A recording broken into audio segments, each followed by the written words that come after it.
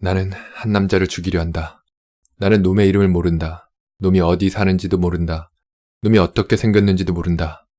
그러나 난 놈을 찾아서 죽일 것이다. 지금 읽은 문장이 니콜라스 블레이크의 소설 야수는 죽어야 한다를 처음 펼치면 등장하는 문장입니다. 끝내주는 시작이죠. 워낙 도입부가 강렬해서 절로 빨려들어 읽게 됩니다. 얼마 뒤에 나오는 문장인 절대적으로 양심이 결여된 자에게는 법과 질서의 힘도 아무 소용이 없다는 말도 인상적입니다. 하지만 주인공이 말하는 바 우리 안에는 또 기묘하게도 속죄에 대한 충동 역시 존재합니다. 에드가 앨런 포는 검은 고양이에서 우리 안에 악한 행동에 대한 충동을 말했었는데요. 모순되게도 또 속죄의 충동 역시 존재하는 겁니다. 주인공의 과거 해당 장면 중에 주인공의 어린 아들이 비싼 장미를 망친 사건이 있습니다. 주인공은 아들에게 무척 화를 냈나 봅니다. 하지만 아들은 아빠를 그저 도와주려고 했던 것뿐이었습니다. 주인공은 그때 일을 떠올리며 이렇게 적습니다. 그런 식으로 신뢰와 순수함은 파괴된다. 절묘한 표현입니다. 아빠를 도우려고 했을 뿐인 아이는 얼마나 상처받았을까 떠올라 마음이 아팠습니다. 주인공 역시 깊이 후회합니다. 주인공은 원래 더는 살고 싶은 의욕이 없었습니다. 하지만 사람을 죽이기로 결심하자 살고 싶은 의지도 강해집니다. 그 둘은 마치 쌍둥이처럼 같이 강해진다는 대목도 인상적입니다. 이런 대목도 있군요. 누군가 말싸움할 생각 없으면 자기 자신과 말싸움하게 된다. 그 다음은 결국 어떻게 되는가? 자살하거나 미치는 것뿐이다. 그 얼마 뒤에 주인공은 이렇게 적습니다. 외로운 인간은 악마의 손쉬운 목표가 된다. 책 초반에는 주인공 정원에 소소한 테러를 가하고 주인공을 비난하는 쪽지를 몰래 갖다 놓는 인물이 등장하는데요.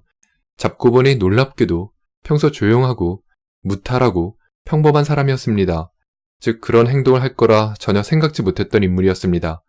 살아가면서 이런 경험 한 번씩은 다 겪어보지 않으셨나요? 저도 주마등처럼 스쳐 지나가는 한 사건이 있는데요.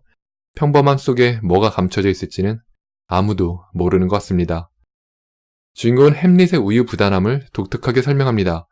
햄릿은 일부러 복수를 질질 끌었다는 겁니다. 증오의 달콤함을 더 오래 누리기 위해서요. 과연 학자들이 이런 방식으로 햄릿을 해석한 바 있는지 모르겠다며 햄릿은 증오를 예술의 경지로 끌어올린 천재라고 평하는 대목도 인상적입니다. 앞서 소개했듯이 소설은 이름도 모르고 어디 사는지도 모르고 어떻게 생긴지도 모르는 한 인물을 죽여야 한다로 시작했습니다. 그러니 그 인물을 찾는 과정이 소설의 핵심일 거라 생각했는데요. 의외로 그 인물을 상당히 초반부에 찾아냅니다. 대체 이 다음부터는 소설을 어떻게 전개할까 궁금하기 짝이 없게 만들더군요. 읽어보니 그 인물을 찾아낸 후부터 긴장감은 더 증폭됩니다. 이번엔 대체 자신의 정체를 드러내지 않고서 그 인물을 어떻게 죽일 것인지 과연 그게 성공할 수 있을지 무척 궁금하게 만듭니다. 또 중간에 주인공과 그 인물이 한 장소에 있는 상황에서 주인공의 정체가 폭로될 뻔하는 우연한 상황이 벌어지는데요. 주인공의 몰입을 읽으면 그때 오고 가는 대화 한마디 한마디가 살떨립니다. 그러다 결국 주인공은 야수를 죽일 완벽한 기회를 포착합니다. 그리고 주인공의 일기는 끝납니다. 아니? 그러고 보니 그제서야 책의 1장이 끝난 거였습니다. 처음엔 야수를 찾는 과정이 책의 주요 내용일 거라 생각했으나 그게 아니었습니다. 그 다음엔 야수를 죽이면 끝나는 거라 생각했는데 야수를 죽이는 일 목전에 왔는데도 고작 책의 4장 중 1장이 끝난 겁니다. 전 지금 1장까지 읽었습니다. 대체 이 이후에는 어떻게 이야기를 전개하려고 이러는 걸까요? 궁금하기 짝이 없습니다. 참 훌륭한 미스터리 소설이죠. 대체 2장에서는 무슨 이야기를 하는지 읽고 나서 또 독서기 남겨보겠습니다.